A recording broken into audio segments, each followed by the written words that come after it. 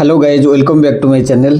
तो मु बर्तमान पुरीर गोशाला रे अच्छी। एटा पुरीर शंकराचार्य पीठ सहित जड़ित गोशालार प्राथमिक उद्देश्य हेउची गाई मानक पई एक सुरक्षित एवं पालन पोषण परिवेश प्रदान करिबा आ गाई मानकु हत्या एवं अवहेलारू रक्षा करिबा।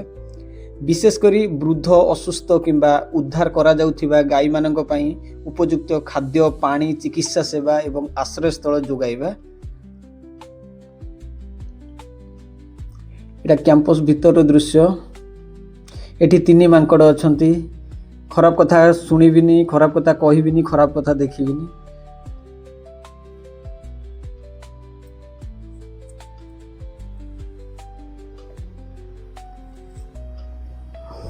तो भक्त मानक पई एपरी गोशाला को समर्थन करिबा किंबा परिदर्शन करिबा गो सेवार एक कार्य जहाकू हिंदू धर्म रे अत्यंत पुण्य बोली विवेचना करा जाए।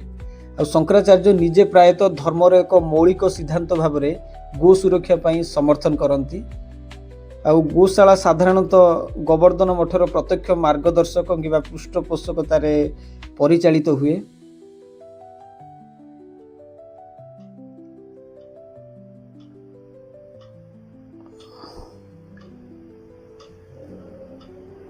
देखिपे एटा भीतर दृश्य।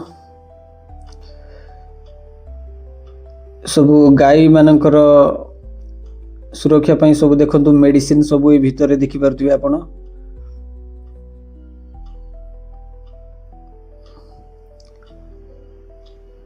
तो गोशाला रे थिबा गाई माने प्रायतः क्षीर घी एवं अन्यान्य उत्पाद प्रदान करती जहाँ गोवर्धन मठ एवं संपूर्ण मंदिर गुड़िक दैनंदिन पूजा रीतिनीति व्यवहृत हुए।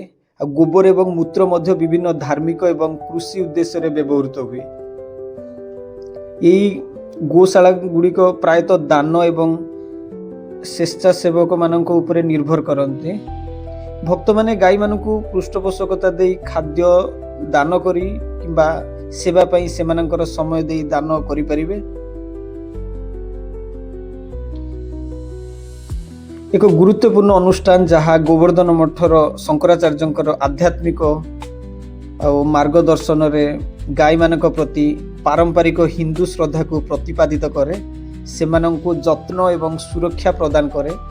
यह एपरि एक स्थान जेउठारे आध्यात्मिक मूल्यबोध व्यवहारिक पशु कल्याण रे परिणत हुए।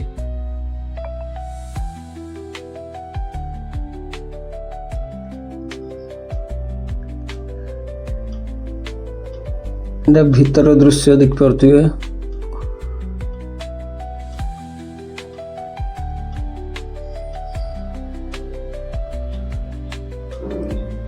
एठी सब घास काटिया पाई मशीन देखि पारथुबे।